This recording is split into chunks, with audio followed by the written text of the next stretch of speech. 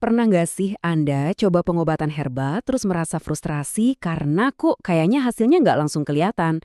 Nah, kalau pernah, Anda nggak sendirian.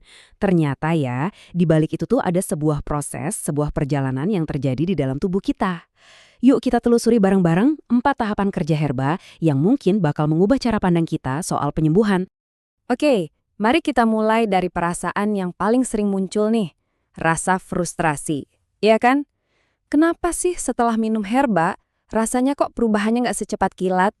Pasti banyak dari kita yang mikir, udah minum ini berhari-hari, kok nggak ada hasilnya sama sekali ya? Tenang-tenang, perasaan kayak gitu tuh wajar banget. Dan yang penting ada penjelasan logis di baliknya. Nah, ini dia nih kuncinya. Jadi, pengobatan herba itu tujuannya bukan cuma buat ngilangin gejala yang kelihatan di permukaan aja.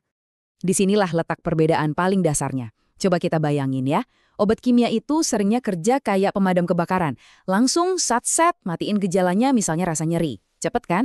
Nah, kalau herba, dia itu kerjanya lebih mirip detektif. Dia nyari dulu apa sih akar masalahnya, baru deh diatasi. Dan tentu saja itu butuh waktu. Jadi, kita bisa bayangin kalau penyembuhan pakai herba ini tuh bukan lari sprint, tapi lebih kayak mendaki gunung.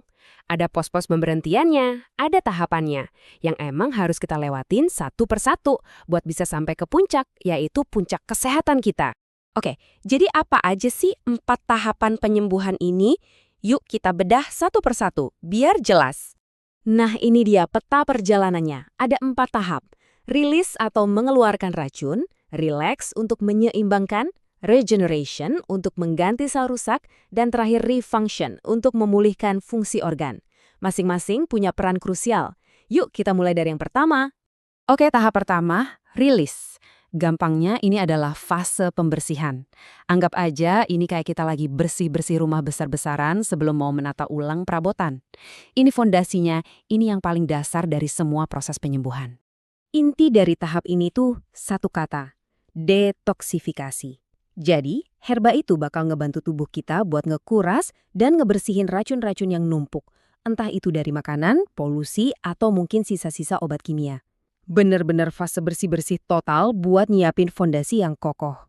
Dan proses bersih-bersih ini jelas nggak terjadi dalam semalam ya.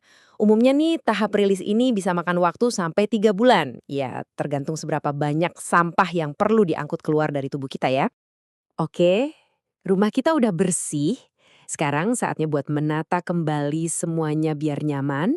Nah, kita masuk ke tahap kedua, relax.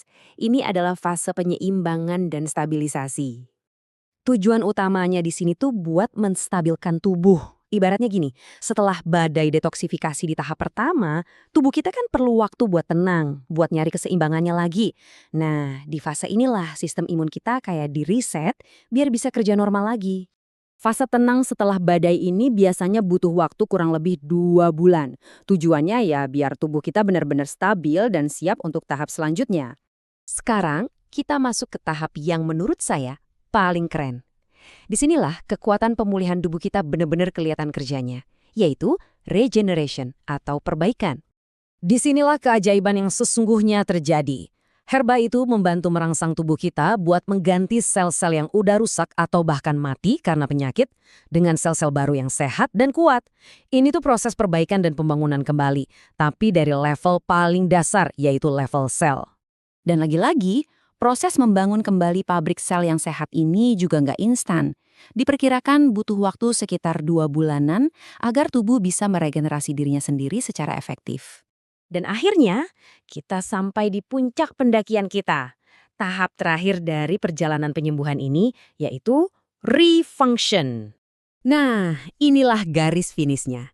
Setelah sel-sel baru yang sehat tadi terbentuk, tahap ini tujuannya adalah memastikan organ-organ yang tadinya bermasalah bisa berfungsi lagi secara normal dengan kapasitas penuh seperti sedia kala. Ini adalah pemulihan fungsi secara total. Oke, jadi kalau kita rangkum ke 4 tahap tadi, ada satu benang merah yang jelas banget kan? Kunci utamanya adalah waktu. Jadi kalau misalnya Anda baru sebulan nih minum herba dan ngerasa, kok belum ada perubahan apa-apa ya?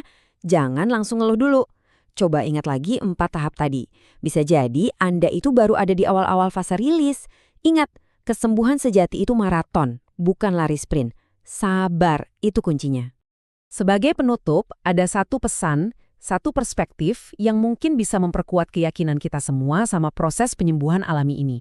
Kutipannya berbunyi begini, kita harus yakin bahwa herbal merupakan salah satu produk ilahi, sedangkan dia tidak pernah menciptakan produk gagal. Pesan di baliknya tuh dalam banget ya.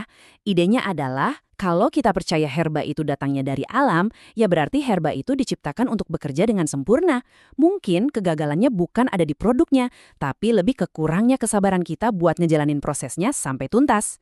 Jadi, pertanyaan terakhirnya kembali ke Anda. Setelah kita paham semua proses ini, siapkah Anda untuk memandang penyembuhan itu bukan sebagai perbaikan instan, tapi sebagai sebuah perjalanan yang memang berharga? Semoga bahasan kita kali ini bermanfaat ya. Terima kasih sudah menyimak.